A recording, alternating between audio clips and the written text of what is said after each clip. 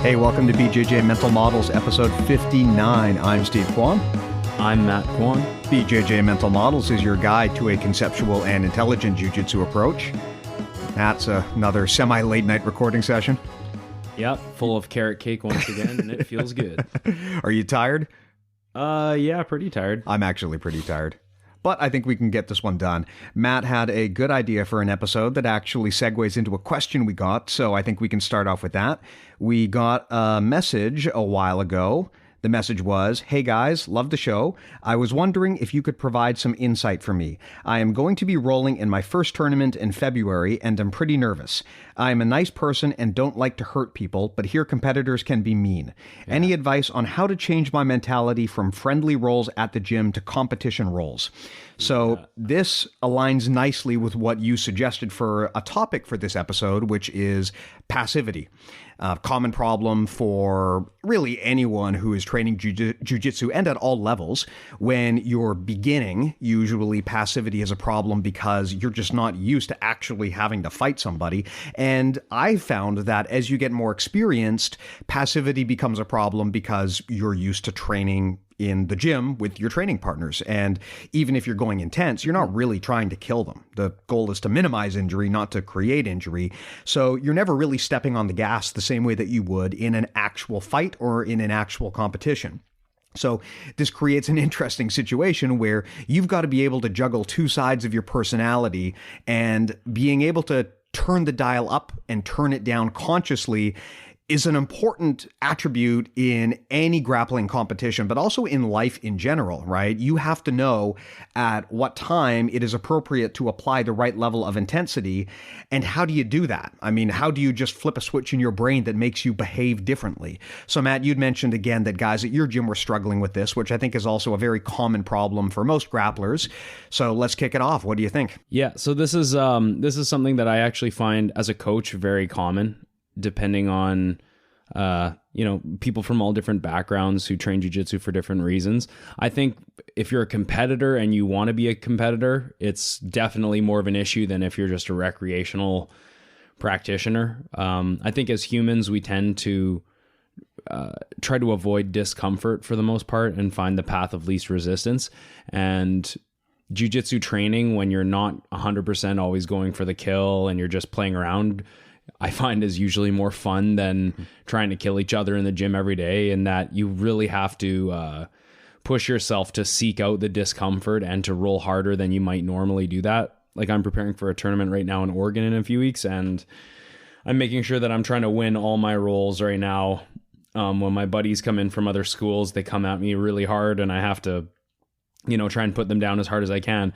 It's not really as fun as just playing around and exchanging technique for technique, but you're actually, at this point in my preparation, you're using a lot of physicality, and you're not just relying on technique, but your attributes as well, just because you really have to get into that mindset. And I've gone into competitions before feeling passive, or just like I didn't prepare the way that I should have, in that I wasn't really seeking the kill. And it definitely is not good if you're trying to win a competition, because the truth is, it is different. When you're rolling in the gym, you're rolling nice with people, they're your buddies, you got work the next day. But if you're preparing for a competition, and when you have those competitive roles, it's a lot different. The grips gas out way quicker, your adrenaline's pumping, and it's very different. So you really do have to make an effort to seek out the discomfort that can be experienced in training. You really have to seek out the hardest roles possible.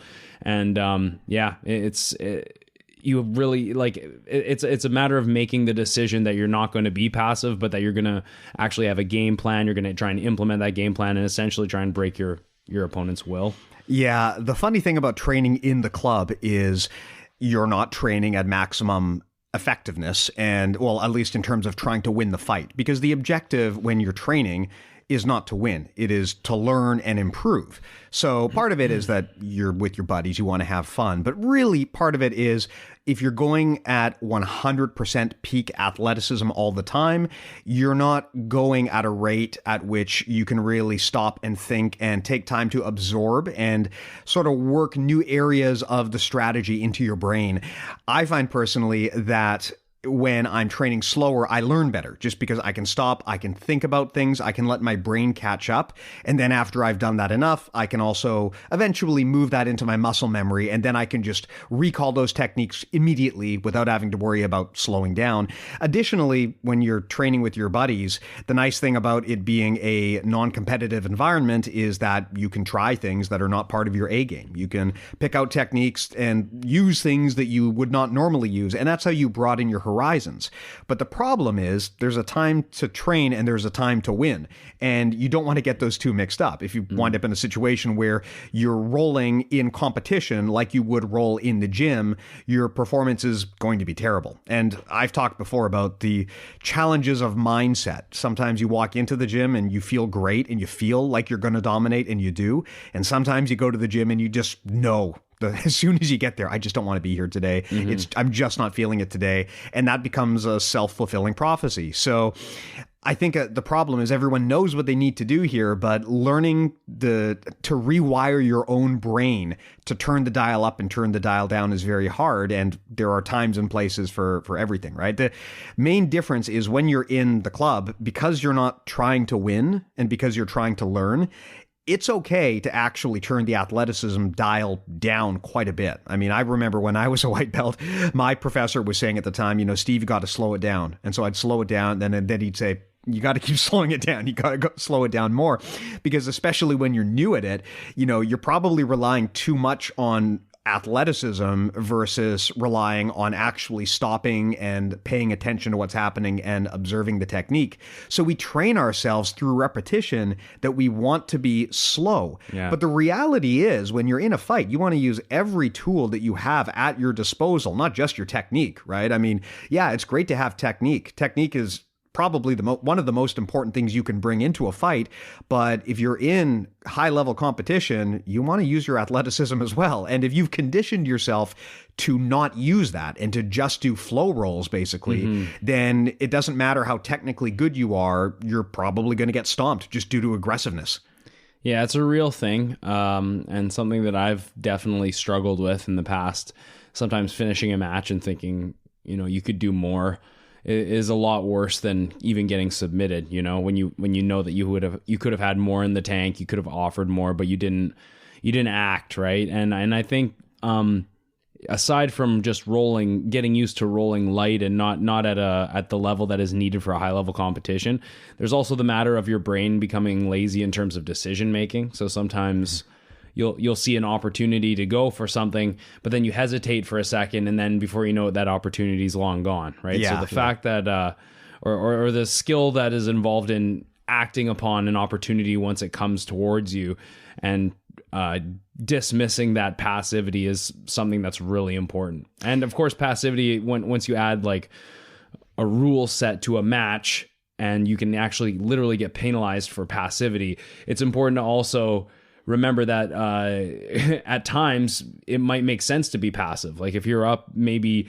3 points on someone and there's 30 seconds left, it might make sense to stall them out and get a penalty if it means that you can get to the next match, So definitely a skill to be able to turn it on and off, to be able to roll light when you need to roll light and train for fun when you need to, and then also to be able to turn that passivity off and turn the aggression on when it's needed. Yeah, the thing I was always taught, and the thing I firmly believe, is that good martial arts are about efficiency. It's about the path of least resistance. So technically, in a blue sky scenario, you want to do as little as possible. And this is how I train when I'm training. I will be sparring with someone, and if I am the more experienced guy, a lot of the time, I'm not necessarily trying to even win. I'm basically just asking myself, can I just basically do almost nothing and still beat this guy just due to sheer efficiency, due to technique? But when you're actually in a fight, again, you need to use every advantage you have. So if you've conditioned yourself to take the lazy route all the time, I mean, in a lot of situations in life, the lazy route is better simply because efficiency is good. But efficiency is not the total end game. Results are the total end game. So efficiency is just a way to get to the results you want, but it's not necessarily the only weapon you have at your disposal. The way that I like to think of it is, we all have attributes. We have strength, agility, cardio, just size, right? Some of us have better attributes than others for the context of grappling. And those are things that you can think of kind of like addition, but technique is a multiplier, right? Technique is a force multiplier. So if you have good technique and you're super efficient, that's awesome. You can dramatically multiply your output. But multiplication, like in math, it involves the numbers you're using, right? I mean, if I'm a really weak, puny guy and I can multiply my force by 2x just by being efficient, that's great. But if I'm a gigantic athletic dude and I can multiply my force by 2x, that's a lot better. So again, when it comes to just being overly passive, it's a matter of using all of your attributes. And also, like you said, in addition to just using every weapon you have, including your athleticism and getting conditioned to do that, not only is that something you need to worry about, but you also need to be willing to flip on the switch, which is something that in training a lot of the time we don't do. Like if I'm working my guard and I see an opportunity to maybe do something that I just don't want to do today, I'm not going to do it. Like, maybe I have got a really, really good De La Riva sweep, but I'm just not working De La Riva today. I might not go to my plan A. I might go to my plan B and work on some of my weaker techniques. And if you get to the point where you're more of a jiu-jitsu scholar and you're just always trying to learn new things, it's easy to train yourself out of the mentality of going to your A game. Like I find, for example, Matt, because I'm learning a lot of things, I sometimes forget and I move away from the stuff that works really well for me just because I'm intentionally trying to diversify. And I think that you have to make a conscious effort when you know you're going into an actual competition to shore up your game plan. Like you need to really think about it and think about like, what are the things I do that I know are going to work, that I've worked on a lot, and how can I subtract everything else that is just a distraction from that? Yeah, I agree with that because I've been in competitions and tried to do techniques that quite honestly I don't do in the gym very often. Just simple mistake, a simple wrong decision in competition, trying to go for a technique that it's not really one of your main guns, and a lot of the time it can turn out really bad. And you go for it not because it's one of your main weapons, but because maybe it's the thing you practiced last. Maybe you practiced it last Friday, so it was just the thing that was top of mind. Mm-hmm. Yeah, but definitely sticking to an A game I think is more important in a competition, especially in a situation like an IBJJF points competition where you literally fight tooth and nail for every point, every inch at the highest level.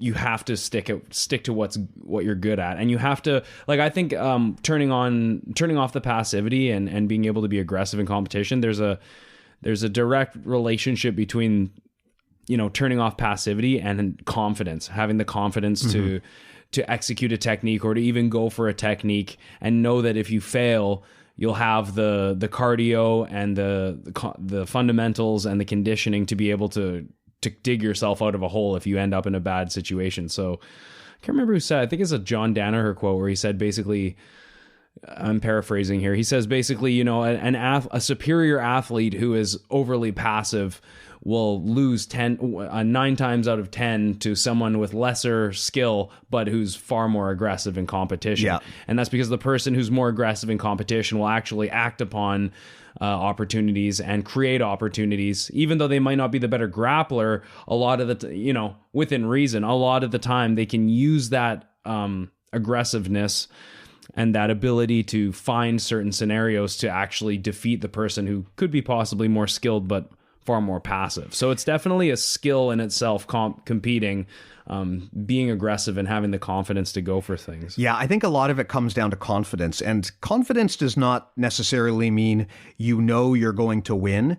It just means that that you're going to try to win, and if it doesn't go the way you want, that you can get the train back on the track to victory. Like confidence, the problem is you don't want a situation where you have like Mike Tyson confidence or Ronda Rousey confidence, where you're only confident as long as you're winning. Part of it is trying to get back on track after things don't go well. But to your point, I have definitely experienced this firsthand, where I'm rolling with someone and I know they are superior in every way. You know, they're more experienced, they're just more naturally talented, they're more athletic than me, and I'm able to dominate them. And I just think to myself sometimes, like, what is going on here? You know, how is this happening? And a lot of the time, it's simply because I'm just playing a particularly effective pressure pass style, or I'm just turning the dial up in intensity in a way that they just aren't used to or they're not expecting. Because, yeah, to your point, you can be the most athletic, naturally talented, and experienced grappler in the world, but if your opponent takes the intensity to a level that you just can't process, then you're going to lose, and that's just the way that it is. Yeah, especially if they push the tempo on you and then, you know, you get stuck behind in a sequence and you're just constantly framing and trying to create space, and but the aggressiveness and the constant, you know, pressure and angle switching and things like that from someone on top, you can end up, you know, behind the sequence, even though maybe you're a better grappler, or at least better in a lot of different areas. So I think that things, especially in like high level competition, that's where you see aggressiveness much more of a factor. Whereas in the gym, the day-to-day training, we tend to forget that is something that does need to be honed. For the longest time, I would always try and not use attributes because it was kind of my mantra to focus particularly on technique. And then in competition, I go in, I'm getting tired and I'm going against people that I feel are pushing the pace on me, and I'm feeling uncomfortable because, you know, they're pushing the pace. And then something much worse than your actual cardio, it's your confidence that goes down and you get adrenaline dumps. And then before you know it, you can't even function like you would normally function. And that's because you weren't, you know, maybe in training, you could have prepared a little bit harder. You could have pushed yourself harder and actually seeked that discomfort that you should be looking for. So now when I prepare for a competition, because I'm competing at the black belt level, I know that I basically have to make myself uncomfortable as often as I possibly can and go for the hardest rolls as often as I can. And now when, you know, especially 4 or 5 weeks out from a competition, I'm trying not to lose any rolls, because I don't, unless I'm positionally sparring. I think that's a little bit different. That's kind of digging yourself out of bad situations. But if I'm having like a 10-minute round or an 8-minute round with someone, I'm going to make sure that I'm keeping score in my head, that I'm trying to create opportunities to sweep, and I capitalize on those opportunities. I think sweeping is one of those things where if you're in a competition and you're not used to being aggressive and you know, having the confidence to go for a technique, you could just end up on the bottom for the whole match getting crushed. It's happened to me. Seen it happen constantly to people in competition. They just can't seem to pull the trigger, and a lot of it is a lack of confidence and just being too passive for that competitor. Yeah, fundamentally what we're talking about is dictating the pace. If you can be the first actor and you can force your opponent to always be responding to what you're doing, if they're always one step behind you, it's going to be really, really, really hard for them to start executing a game plan and dictating the strategy and the position of the fight.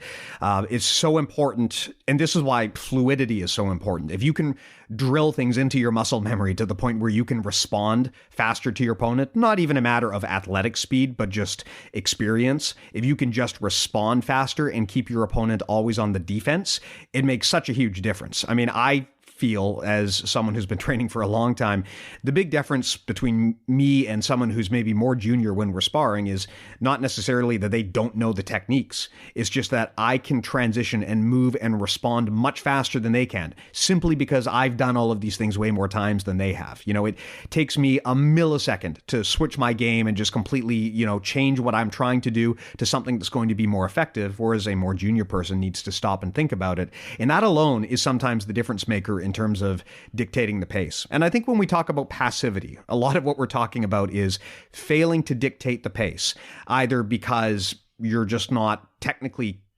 proficient enough to do it, or you just lack the confidence to do it. I always felt, you know, when I first started training, that aggressiveness was bad. But that's because in my head, I realize now the problem was I was associating aggressiveness with like lack of control, physicality. You know, when we think about aggressive, normally we think about that first month white belt who's just like throwing his body at people and trying to kill them, and where the injury rate is super high. But that kind of uncontrolled physicality is not the kind of aggression that we would consider good.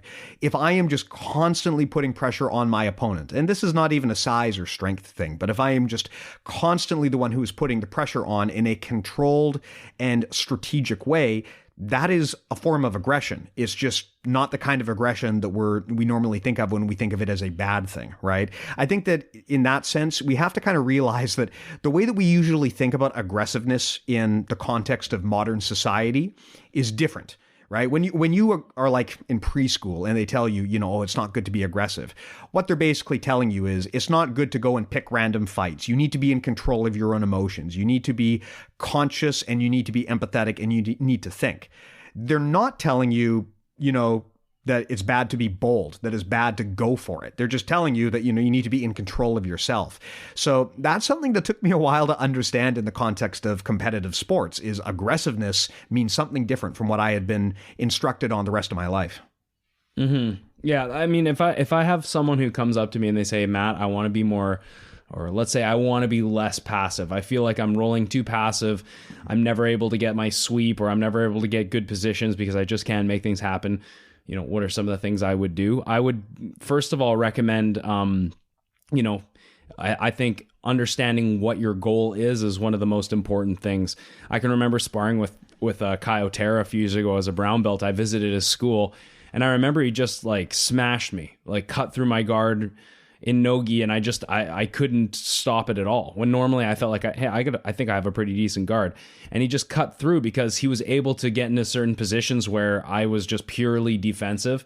And then, you know, after he mounted me and submitted me, he was like, Matt, like you got a good game, but you just need to know what you want. Like you need to be off balancing me. You need to be moving me around. You can't just play a reactive game, which I think so many of us kind of do, is they play a reactive counter style, and then that style kind of follows them into competitions, and they are not successful because they're going against these people who are very physically capable, right? So definitely understanding the goal, and usually the goal is create off balance to get sweeping opportunities, right? Make them break their alignment, make them post their hands. And then also, of course, knowing the rule set will help you sort of build a game plan and let you know where you can rest and where you can score from. So again, I've been preaching lately, just, you know, learning the actual point system as much as possible. Again, refereeing is a big help for that. And I'd also recommend, you know, when you're trying to build up confidence, essentially what's happening is, I guess, you're not confident and you're passive in the gym because you're afraid to go for something, right? You're afraid that if you go for something and it's unsuccessful, that you're going to end up in a bad position. And if you have that mentality, especially in a competition, you're essentially, you are more concerned with what your opponent's going to do to you than what you can do to your opponent. So having that mindset, I've had it before going into competitions, and it messes with you. You know, you're not thinking straight. You're not thinking clearly with an intent or a goal. You're purely being reactive. So I think a good thing that you can do to defeat that, first of all, try and seek out the toughest roles in the gym, or even outside of the gym that you can, and also go for things. So creating risks in training environments and not being afraid to get submitted or get caught or lose or whatever. You'll see really what you're capable of. You'll see how far down you can go into a defensive position and then still survive.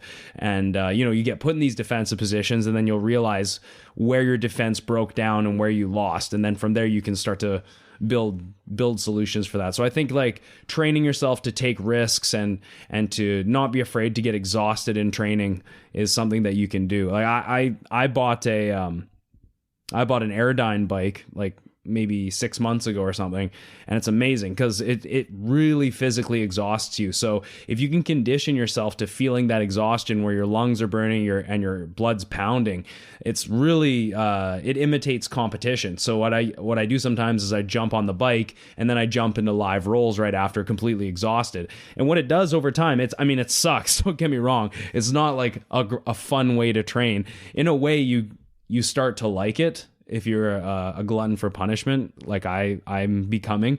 But you'll realize what you can do when you're exhausted. You realize what you're made of, how much you understand defense, how you can take a really bad situation and possibly turn it into a good situation. And throughout this process of discomfort and risk taking, that's where you can really build confidence and then become confident enough to impose your will and be aggressive when you need to be. That's a really good lecture about risk taking, because I think that a lot of people, once they have one or two bad experiences with something, your natural inclination is to move away from it. Like, for example, if you try to triangle someone and for like a month of trying this, you get smashed every time, it's easy to kind of move away from that. But the problem is that means that's one arrow out of your quiver that you can't use, right? It's a very defensive way of thinking, to think like, well, I can't do that because I've lost in the past doing that. It is a matter of putting yourself in risky and, honestly, possibly embarrassing situations that can hurt your ego. If you stay in your comfort zone all the time, then that's just where you're always going to be. It's a permanent plateau. But if, as we've said in the past, you invest in loss and you go into a situation where it is more likely that you're going to lose, then that gives you confidence in those situations. And, you've talked a lot about the importance of confidence here. I think that a lot of having confidence in a high pressure situation comes down from your familiarity with what that situation is going to be and the level of preparation that you have. Now, the reality in any complex endeavor is that nothing ever goes according to plan. But, you've heard the saying, right, that, plans are useless, but planning is indispensable. And I think that's a very important mentality, because even when you create a plan in a very complex pressure scenario, things are not going to go the way that you expect, but the act of planning forces you to think things through and to really understand where your strengths and your weaknesses are. And in the case of jiu-jitsu, the strategy that it's going to allow you to build, maybe you set up funnels that kind of get the game to where you want. That's a lot better, because then you've got a proactive mindset and a proactive idea of what you need to do.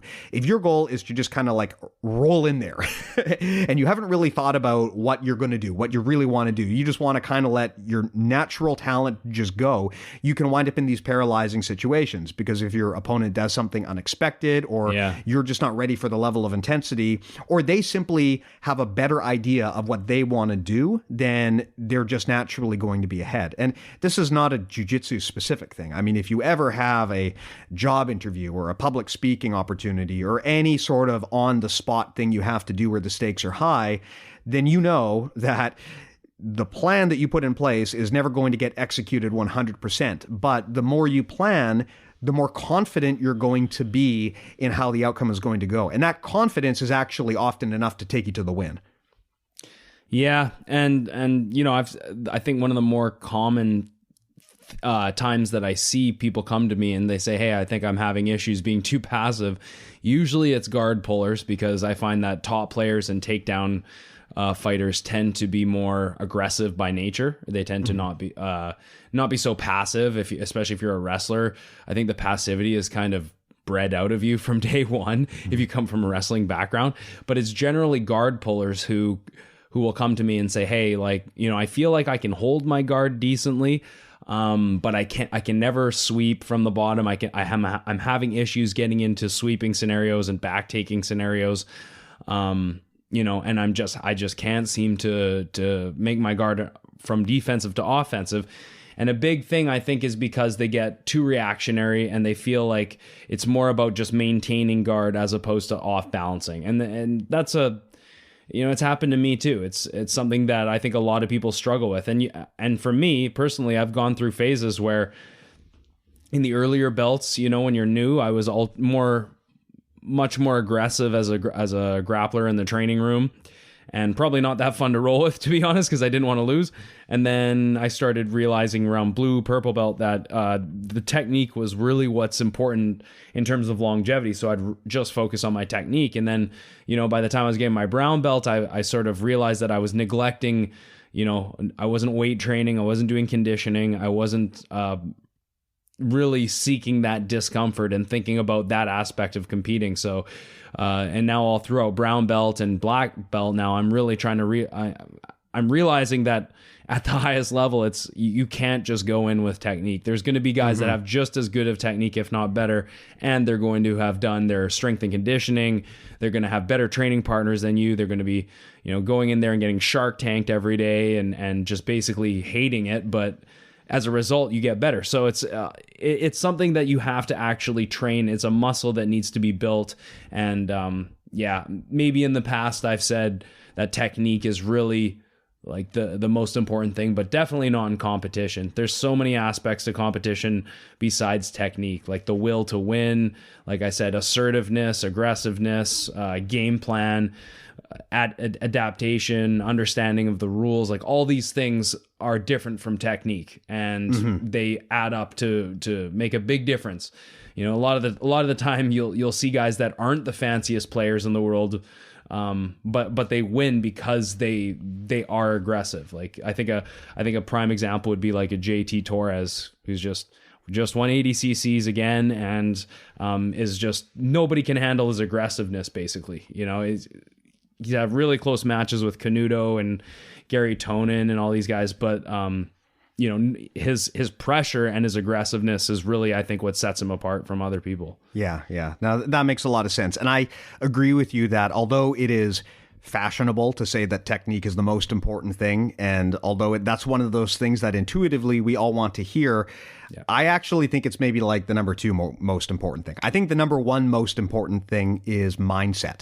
And this applies to in other walks of life, right? It's, like experience, for example, is not always the most important thing. Your mindset is often more important than the experience that you have. Having a good mindset is important because it allows you to compound your results in two different ways. First of all, if you just have a killer mindset, if you are, just much more intent on winning, you're more likely to win than someone who feels otherwise. But additionally, if you have a really, really proactive, strong mindset, you're going to train harder. You're going to work better. Your technique is going to get better because you're more committed to making your technique better. Your physical attributes will get better because you're more committed to that. So not only is mindset in itself an advantage, it's also an advantage because it raises all of the other attributes that you have. Now, don't get me wrong. I think technique is ultra important. I mean, I think it's far more important than physicality. I mean, if you take someone who has extremely refined technique and you put them in there with a jack dude who has no technique, I would expect the technique guy to win almost every single time. But that said, at the end of the day, the thing that I think is more important than anything else is having a positive, strong mindset and a will to win and to get better and to improve, because that is going to inform all of the other attributes of your game. Yeah, and it crosses over into other aspects of life, not just jiu-jitsu. I mean, I think a prime example is in the workplace or in your career when you're trying to advance and get to the next levels.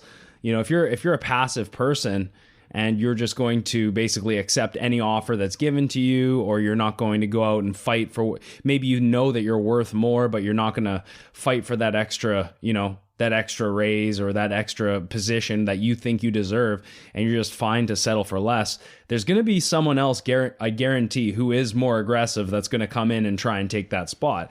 And you can't blame them. This is the nature of human beings trying, we don't all do it. It's a small percentage, but there is a percentage of the population who always tries to rise to the top and is, they're doing whatever they have to do. Their cardio, their conditioning, they're studying tapes, they're studying rules, all this stuff.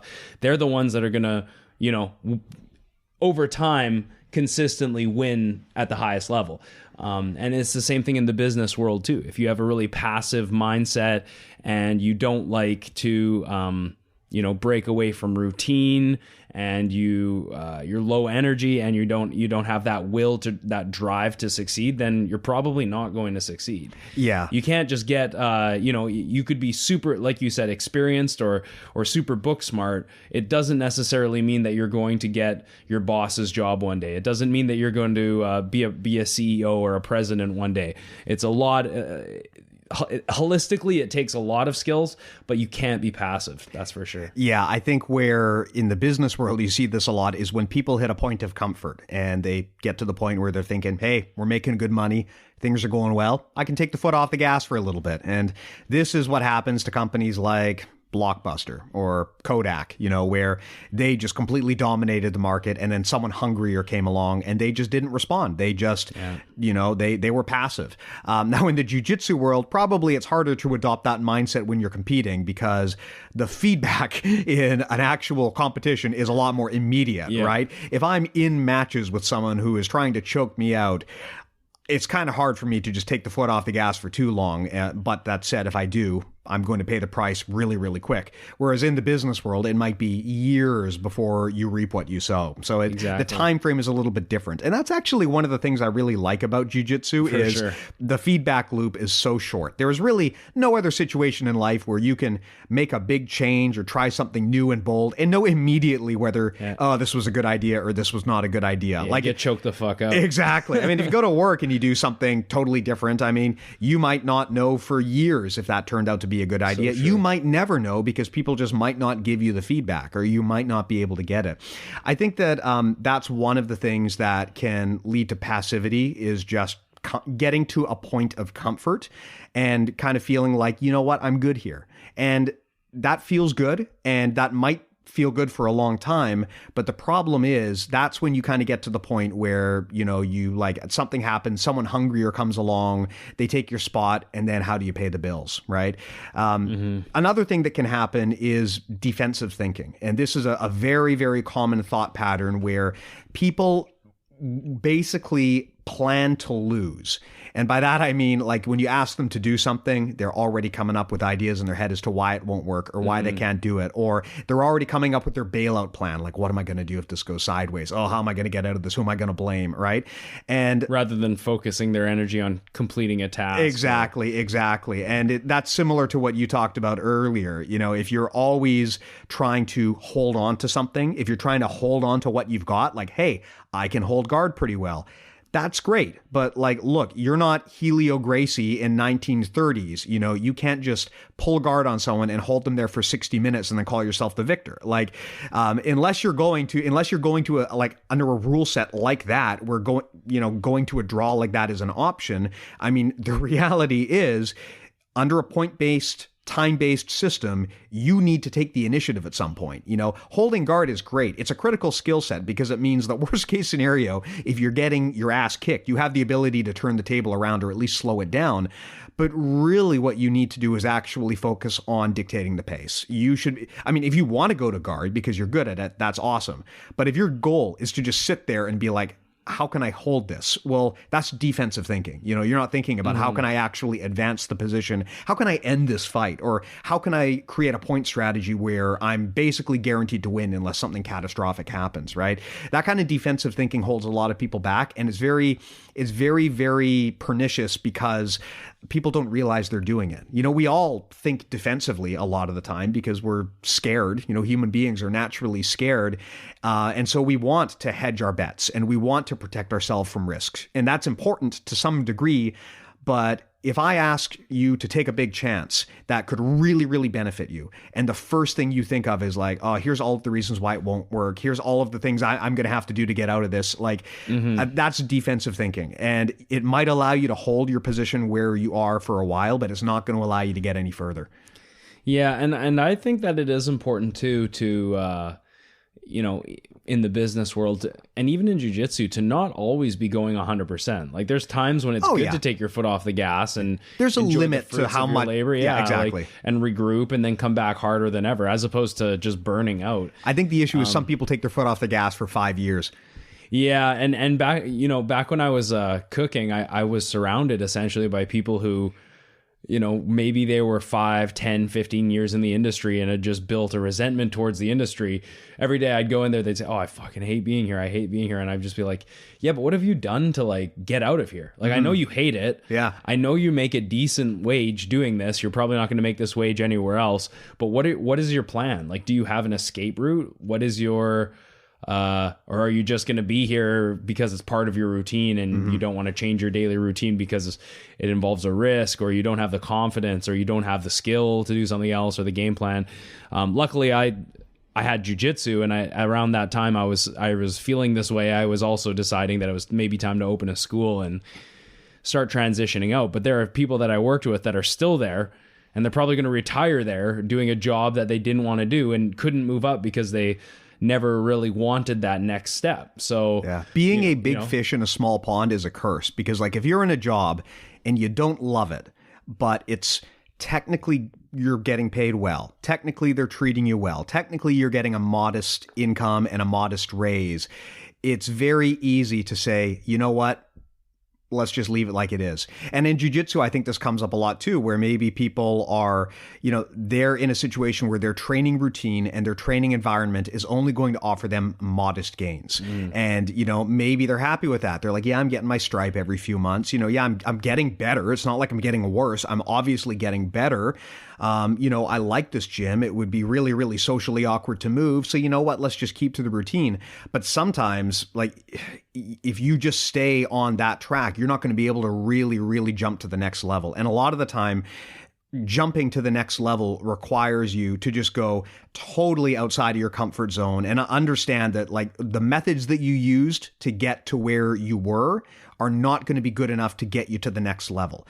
It's like we talked about this before. I mean, not even taking competition into account, if you want to train at a white belt level, that's way different from the way you're going to have to think if you want to train at a brown or a black belt level. And especially if you want to go into competition and actually have, measurable results tied to your performance, and in some cases have your career tied to this, you have to just jump to a completely different level in terms of commitment and in terms of the way that you train. Like, for example, I'm a hobbyist. The way that I train is going to be dramatically different from the way that someone who does this for a job trains, right? I'm happy with my training routine, but that's because basically my goal is, given, 2 or 3 training sessions a week that I can fit into my life, how can I get good exercise? How can I be maximally efficient with the time that I'm willing to put into this and still enjoy it, right? And I'm happy with what I get for that. But like, if you wanted to do what like you're doing, where you're actually doing this as a competitive job,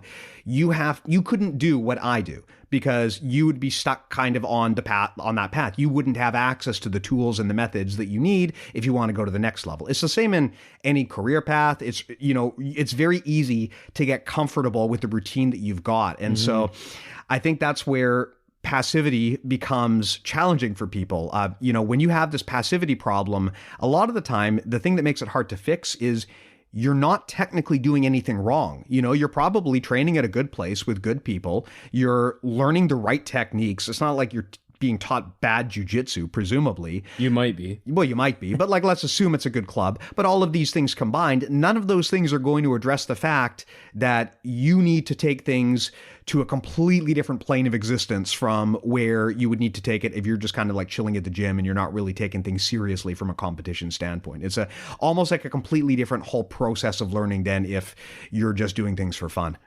Yeah, what you described about getting sort of stuck in that job that you don't really like or love, but you get good wage, you get good benefits, and even a pension. We referred to that as the golden handcuffs. Yeah. And, basically, it really comes down to, taking ownership of your future and deciding for yourself, like, am I going to do this forever? Doing something that I don't really find fulfilling, and it pays the bills, and then in the end, I'll have a mediocre retirement, maybe, who knows? Or am I going to actually try and fill my days with something that I like to do?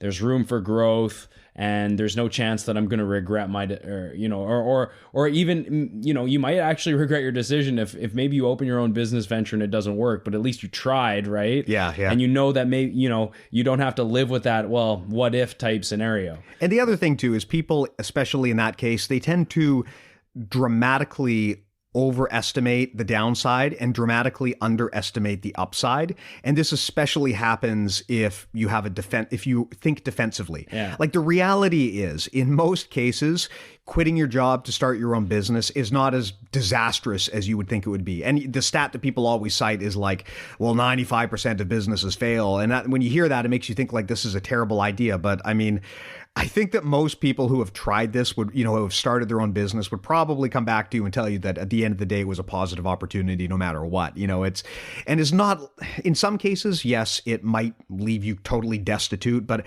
in most cases, I think that the upside is a lot better than the downside. So a big part of not being passive is really understanding exactly like what the risk versus reward is. Totally. And, yeah, because I think that a lot of passivity comes from defensive thinking and fear of pulling the trigger. Whereas in reality, a lot of the time, pulling the trigger is not as dangerous to you as you thought it would be.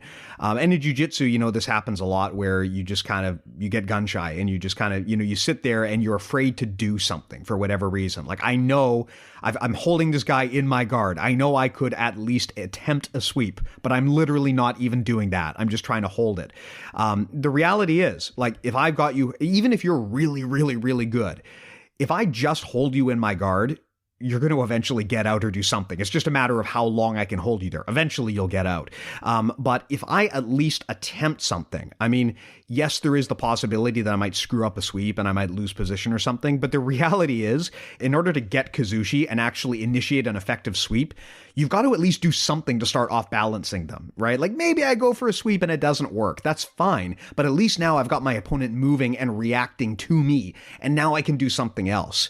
I think where people do get passive is they train themselves to think in terms of like, I tried a sweep, it didn't work, I just can't do it, but I do know I can hold guard, so that's what I'm going to do. And so they just never pull the trigger on trying that sweep, not realizing that the goal is not to get one sweep one time, but the goal is to keep your opponent reacting to you. Being passive in like all walks of life can really just, I find one of the worst things that I could live with would be regret. Like a few years ago when I was still working as a chef, I would imagine myself like, where do I see myself 5 years from now, 10 years from now? Doing a podcast in my parents' upstairs bedroom. Yeah, exactly. No, that actually would sound pretty sweet, because at least I'd have time to do a podcast. That's true. But yeah, like I thought, okay, if I'm in this exact same spot in 5 years, I'm going to hate it. Like, I'm going to actually have regret, because that's 5 years that I could have put into something else. And now that I actually took the leap and did something else and dedicated to jiu-jitsu, now it's like, well, there's no regret at all. And it's not scary at all. And the risk versus reward made sense after all. And it was a lot of work to sort of uproot my career and my life and start something new and change my routine. Yeah, absolutely. But now that it's done, it's done. And let's be honest, it's a way better path now. But let's be honest too. Was it more work or was it more mental work? Like, was it more just like a mental load that you had to carry, or was it actually more work as well? Well, it was more work when I had to train full time and cook full time. But as soon as I quit, it was, not gonna lie, it was like I was on vacation every day. I think a lot of the time the hard work is not that you're putting in more hours. It's that it is painful to your sense of comfort to turn your life upside down. And that is a lot of work, retraining your brain to live a new type of life. Yeah, it's true. There was a time when I was putting in a lot of hours, and between work and jiu-jitsu, I just wasn't getting the rest that I needed. But yeah, like I said, actually starting the business itself, and building the gym wasn't the hard part. It was like the training every day and the working every day. And then, when I finally felt that I was at a position financially that I could quit my job, and I did, it was the most freeing thing ever. So now when I have people telling me how much they hate their job and, how they just wish that they could do jiu-jitsu all day, I'm like, dude, you can. Like, you have to have a vision. You have to, I didn't even think about it at the time, but from all the competing that I did in my first 10 years of jiu-jitsu, it really created a nice portfolio. And now people in the area come to me because of that competition record. And I didn't even think about it back then. So hopefully if you have something like that, or you have, you're a good instructor or good competitor, you'll have actually some merits that people will seek when it comes to learning jiu-jitsu. But I feel like, a sad thing is to be good at something and to want to do that for a living, but it's just safer to stick with the job that you're at, and you just stay stuck in your routine, and you're not willing to take that risk. And that's essentially what passivity is. And living with regret, I think, is like the worst hell that you can put yourself through. Yeah, the thing that I like about these mental model discussions is the whole idea behind a mental model is that it's supposed to apply to basically any kind of problem that you have in life. And this is a pattern that comes up a lot in this podcast. It seems that a lot of the time we start the episode talking about jiu-jitsu, and by the end of it, we're talking about how to live your life. Yeah. But in this case, it is applicable, right? Passivity is a very common problem in jiu-jitsu where you go to what you're comfortable with. You're playing defensively. You're not trying to take the initiative, and ultimately you're not really trying to win, you're trying to slow down your opponent's victory. And people live their lives like that as well, right? I mean, I remember Dad, a piece of advice that he once gave me was, he said, you're doing this because you're comfortable. And that's not a good reason to do something for the long term, right? And I agree with that. I think that if your number one reason for doing something is because it's the comfortable choice, long term, that's going to hurt you, right? It's never a good situation to do something solely because it would be uncomfortable to do anything else. That's really, in the moment, it's easy to make that decision, but the problem is you wind up making that decision for like 10 years. And to your point, that's when you wind up being a person who lives their whole life doing something that they didn't want to do. Dad gave you that advice? That's better advice than he ever gave me. Oh, fucker. I know. I wish he had given me that advice. But that is true. I totally agree with that. If you're, at least I think it was Dad. It might have been like Russell Crowe in a movie or something. I'm pretty sure it was Dad. It might have been Uncle Ben from Spider-Man. But no, I think that's a really, really valid point. And it does scale at the micro down to when you're sparring with someone, you just can't pull the trigger. A lot of the time you have to ask yourself, like, why not? I'm sure you can. It's probably because you're afraid that if you try and sweep or you try and do whatever you want to do, that your opponent is going to take that as an opportunity and they're going to kick your ass. Caught. So you have chosen, rather than to try to win, you have chosen to slow down your loss. And you're going to have a real hard time, unless you're just way better than your opponent. You're going to have a really, really hard time winning if you're playing a defensive passive game. I'm not saying it can't happen, but the skill discrepancy has to be dramatic in order to win that way. Yeah, especially like in a tournament, like an ADCC competition where the rule set, there's no advantages. You have to get a sweep or you have to get a takedown like decisively. You have to hold it for 3 seconds or it's worth nothing. You really have to have the confidence and the aggression to go for that sweep. You really have to, come up on that single leg and have the will to finish it. If you just are looking for advantages, you're not going to win. It's not going to be enough in a competition like that. And even at the highest level of even IBJJF, if you don't have that will to win and the will to implement your game, if you're just worried about what your opponent's going to do, it's just not going to be a good situation. So definitely. And I think Rob, as great as he is technically as my coach, if I had any criticisms about his, him as a competitor or as a coach, it's that he doesn't push the physical side enough. He's almost not very confident with his own physical abilities. He considers himself, I'm an old man, I'm weak and whatever. I mean, the guy he is very sickly. He can't walk up the stairs, and that's why he adapted the art into this taint-based grappling system. Is because traditional Brazilian jiu-jitsu didn't work for someone as weak and sickly as him. So now that he has altered this art to this next level, he has passed it down to the Kwan family, and presumably over the next 100 years, we will propagate this and become a legend. We'll start rewriting the history now. I've already written it. And a guy like Rob, who's not physical really at all, like he's pretty much purely technique. He just got bronze at No-Gi Worlds at the master's level, but still it's at the black belt level. And he didn't really even get a training camp the way that he wanted. And I feel that if he was more aggressive, more confident with his physicality and his conditioning, he would definitely be able to win that competition. So, if that was my only criticism of someone like him, in terms of teaching jiu-jitsu and the technical knowledge and all the systems and stuff, he's top notch, but that's the one part where he's lacking. So it's definitely, a coach can be too aggressive and not technical enough or not conceptual enough, and they can also be the other way around, not aggressive enough but super technical. Yeah, makes sense. I think for him does make sense to take that strategy because his whole bread and butter, like his whole system, is based mostly on a pure technique system. And really what he teaches is technique. That isn't to say that you shouldn't supplement with physical aspects if you want to compete, but, you know, he's kind of carved out a niche, which I think makes sense for him. But I agree with you that, you know, if I were competing, I would be really focusing on the athletic side of things a lot more than I do. Whereas for me, as a hobbyist, really technique is the only thing that I care about. So I can understand why that would resonate. But yeah, the reality is a fully technical approach, it doesn't have to lead to passivity, but a lot of the time it does simply because of the way that you train. And you can fix that though. You can train a very aggressive technique-based game. It's not impossible to do, but you need to be deliberate about the training that you're doing. If you just kind of show up to class, every class, and just like have a light free roll and you don't really think about what's happening, it's easy to fall into these traps where that's going to wind up happening in a real fight as well. But if you go in to your class and you're training with purpose and, you know, you go in and at the beginning of class, you know what you want to do, or at least what you want to attempt to do, and you have a game plan, I find a lot of the time you get a lot more out of class that way. If you actually thought about it beforehand, even if just for 30 seconds to think about, hey man, you know, my De La Hiva sucks today. I really want to work on De La Hiva and I'm going to try to make this happen.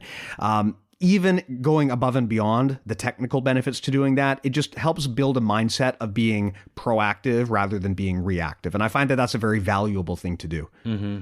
Yeah. And definitely being critical of yourself enough to say, hey, like, am I aggressive enough for this competition coming up? Like, have I been pushing myself past the level of discomfort? Or am I just going to this competition, like you said, just being like, I'm just going to wing it.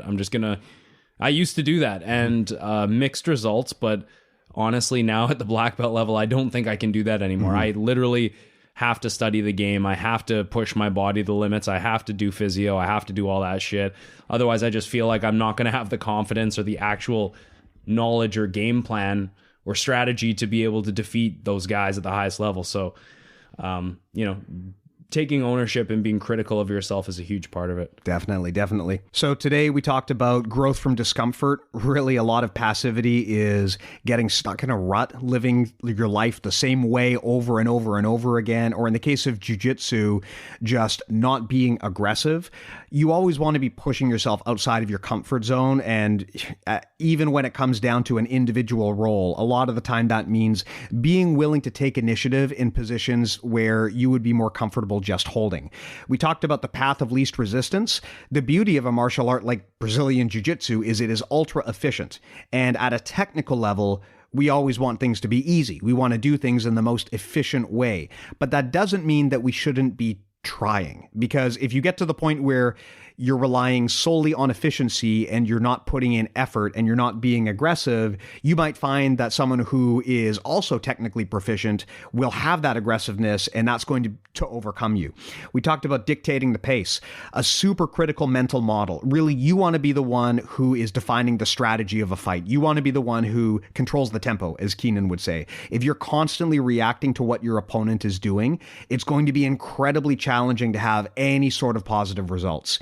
We talked about defensive thinking. Basically, this means when you are confronted with a challenge, are you willing to take risk to move yourself forward? Or are you immediately looking for a way out? Are you immediately thinking, oh, that wouldn't work? Are you trying to avoid situations that are uncomfortable, even if they would be better for you in the long run?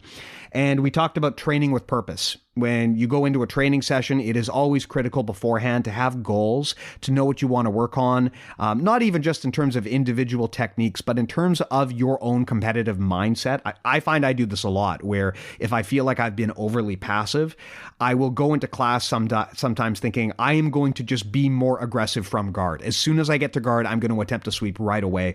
I find that is a really, really good way to break out of the passivity that comes from technical sparring. Because, yeah, to your point at the beginning of this episode, if you're sparring purely technically, it's very likely that you're going to fall into a passive strategy. But you can break out of that just by consciously making an effort at the beginning of every class to decide from specific positions to be more aggressive than you normally would. Mm-hmm. So, Matt, I mean, I know that this whole episode was themed on a question, but I've actually got another one that you might want to cover. All right. All right. I've just been listening to episode 53 on being bad at jiu-jitsu. It really resonated with me. I've been training for about 6 months, normally twice a week. I'm 32 and have never done anything like jiu-jitsu before. I feel like I'm bad at BJJ, and I wonder if I just don't have the attributes for it. I'm also getting self-conscious about being bad, and I'm not fully committing myself in class because of that. I'm one of the lighter guys at my gym and get smashed constantly by heavier people and anyone but the most recent starters, regardless of belt. I'm yet to receive a stripe. My problem is information retention. Our coach will show us a technique or series of techniques, and 2 minutes later, when it's time to drill, my mind will turn to mush and I won't be able to replicate the things that I just had explained to me. When I'm rolling, my mind just goes completely blank and I keep on making the same mistakes in terms of not getting frames in, getting swept, and giving up levers the whole time. I've started keeping a journal of what happened in class, but I'm still struggling to retain information at the important times. Any advice would be greatly appreciated. P.S. Your podcast is an amazing resource. I love the way you conceptualize BJJ, even if I'm not at the stage of being able to implement the concepts. It's great work, so thank you for putting it together. Yeah. Unfortunately, I do know people who are just not good at jiu-jitsu. Including you, sir. And just they never improve. I'm not saying that that's this person, because 6 months really isn't a long time. Yeah. You're being pretty hard on yourself at 6 months. I know guys that have been white belt for like 6 years or more, and that's when I would say, okay, maybe this isn't my sport if I'm still struggling to do basic things. It would be great to just actually bounce questions off this person, because obviously there's a lot to understand before we can give real advice. But I would say, well, maybe your maybe you don't know what your learning style is. Some people like to write things down on paper. Some people like to watch things visually. Some people need to physically do things. I think understanding what kind of a learner you are will help you better understand how to learn things and how to memorize things. I just did a private with a woman the other day, and I said, hey, do you want to film this? And she said, not really. I don't think I'd get much out of that. But what I would like for you to do is just send me, write down when you go home, make a quick bullet form notes on just what we did today. And then once I see them, I can sort of, I can file it away in my mind once I see the words on the page. So I think certain people learn at different ways. I was always pretty lucky that I can almost always watch a move and then pretty much, I can sort of regurgitate it and mimic it. And then from there, I can learn it quite easily. Whereas I know a lot of people, they try a move over and over and over and they don't get it again, right? So it's going to depend a lot on how your brain likes to file and manage information and store it away so that it can be recalled again at another time. I don't really know much about their teaching methodology at this guy's gym. I don't know what his game is like. So those are all questions I would like to ask as well. Yeah, I would add on to that, as you said, Matt. 6 months is not really a long time to be training. You should suck at 6 months. Yeah, if you don't suck at 6 months, you are like a prodigy. Yeah. If you're in there at 6 months good. just cleaning up, then actually maybe you should consider going to Abu Dhabi, because that's incredible. The reality is that it's like when you're a kid, a day or a week or a month feels like a long time. You remember when you were in school and summer break felt like forever, even though it was only like a few months. But when you grow up, 3 months just passes in the blink of an eye. Yes. It's a lot like that in jiu-jitsu, whereas at white belt, 6 months feels like just this incredible amount of time. For me, 6 months of training is nothing. It's not even a thing. I mean, people talk about how, I'm stuck in a plateau. I don't feel like I've gotten better this month. It's like, guys, I've gone through year-long periods where I didn't feel like I got better. That's just normal, and it is just part of the game. And as you train, you realize that, and you're able to kind of ignore the hills and the valleys and just look at growth over the long term. So at 6 months, I wouldn't be particularly hard on yourself. Also, if you're smaller, the thing to understand is it's going to be harder. Yeah, it is possible to compensate for strength with technique. I mean, that's the whole point of the sport. But it's not like you go to like a 3-month intensive and then you're going to be like in there just beating up bodybuilders, right? I think that people have this misconception of exactly how amazing jiu-jitsu is because, you know, they saw all of these old like Gracie's in action DVDs and they think that they can just mimic that in like a few short months of training. I mean, like, see, you know, a lot of these guys that you see, they were training like 20 years before they were able to go in and do that. And I would tell you that some of the really small people I've seen who do get to that level where they can hold their own, like it's not until like brown or black belt that they can do that against large opponents all the time consistently. It takes a long time to learn how to compensate for a massive size and strength disadvantage. So I think you're being hard on yourself in that capacity. But that said, I think it's great that you're looking to get better. Like Matt said, it's hard to know without knowing how your instructor teaches exactly why things aren't sticking. I mean, I can tell you that at 6 months, because everything is new and there's so many details to jiu-jitsu, the fact that you're forgetting most of it or you're not like able to retain everything, that's normal. Yeah. You know, you're never going to be able to retain everything. It's a lot easier once you get more experienced because if you can like bang off an armbar without thinking about it because you've been doing it for 10 years, if someone shows you a variant of the armbar, it's a lot easier to just learn it because you can be like, oh, it's just like this other thing, except I turn this way instead of that way. It's easier to retain it. But at 6 months, everything that you see is brand new, right? And so it's like an overwhelming amount of detail. My suggestion would be don't be too hard on yourself because you weren't able to remember every single detail. My suggestion would be make sure that you understand the fundamental pieces of what you're trying to do that really matter and train and drill those extensively. And then from there, once you really understand the core mechanics, then you can start putting little things on top of that and filling in the rest of the missing details. But I think the mistake a lot of people make is they'll get taught an armbar in like 12 steps and they try to memorize all 12 steps. Really what you need to do is understand at the base level, like how do frames, levers, and wedges work?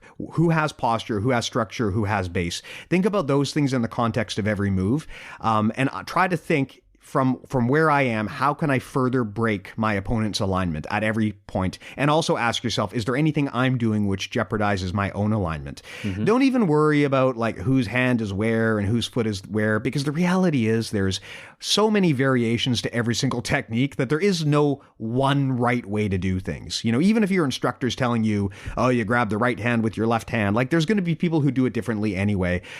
I would try to distill it down to the core things that really, really matter. And in this case, that means map it back to alignment. And then from there, once you really get fluent with why this move works, not just how and what, but why it works, then you can start actually thinking about the specific details. But yeah, I wouldn't beat yourself up at 6 months over it.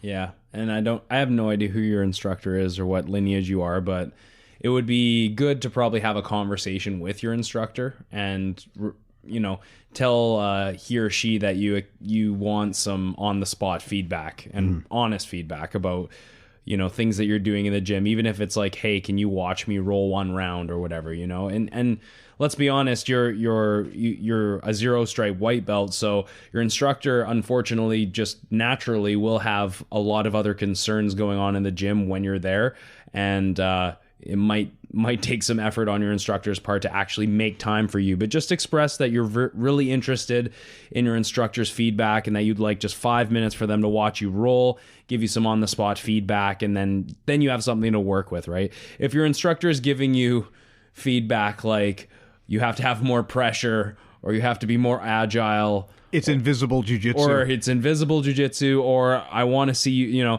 I had a private a few days ago, and the guy was from out of town, and he said he's a 4-stripe blue, and he's saying, hey, he's asking his instructor, oh, what do I need to focus on to get to the next level, like the purple belt level? And his instructor said, I want you to compete.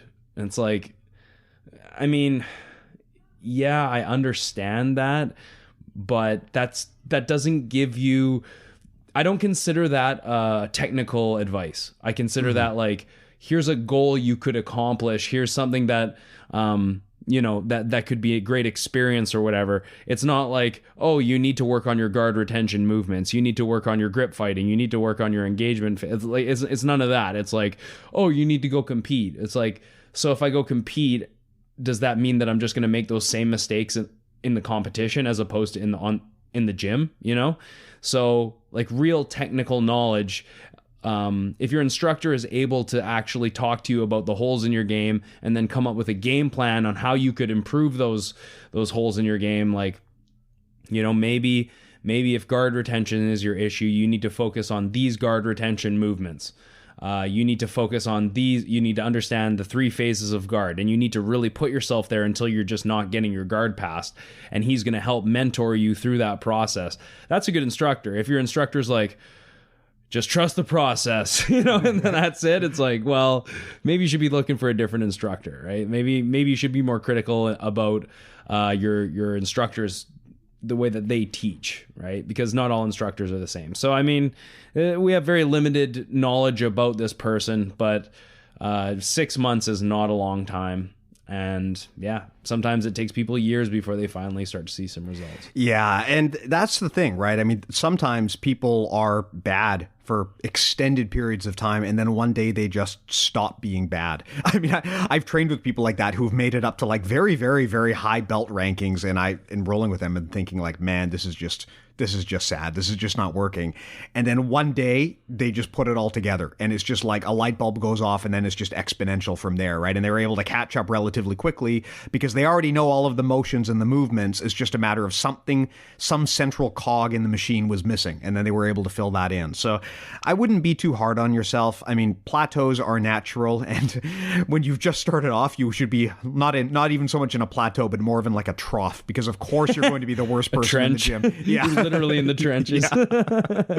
And it sounds just, even if you don't know that you're doing this, you know, it sounds like you're kind of comparing yourself to other people. You know, if you're seeing other people getting promoted, and you're seeing other people that maybe you started with, and now they're getting stripes, and they're starting to really dish it out to you in the rounds. Remember that you're not comparing yourself against other people. At least I know it's our human instinct to do that, but really that's not what it's about. It's about, you know, we've mentioned before, comparing yourself with the person you were yesterday, a week ago, a month ago, 6 months ago, whatever, right? Look at what you do well. Try and think about the things that you do well, and then hopefully that'll give you some confidence and some motivation to actually improve things that you don't do well. So, like I mentioned before, when we talk about what people can do to improve their game, think about things you do well, think about things you wish you could do better, and then think about a logical game plan that takes you to that next step, to fill in those holes that you might have, and to turn those things that you don't do very well into positive things. Mm-hmm. Makes sense. Cool. Well, I think that was actually a really productive chat. As always, we have taught people about jiu-jitsu and about life. That's why they come here, right? Yeah. Yep. Awesome. And you learned something about Dad, too, that you didn't even know. He actually gave us some advice. Yeah, I know. Well, he gave me some advice. Yeah.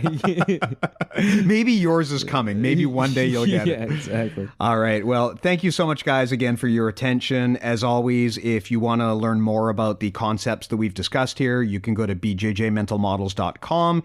If you want to join our mailing list, where we provide more context and more information on what we talk about on the show, as well as other details, you can sign up at bjjmentalmodels.com/join.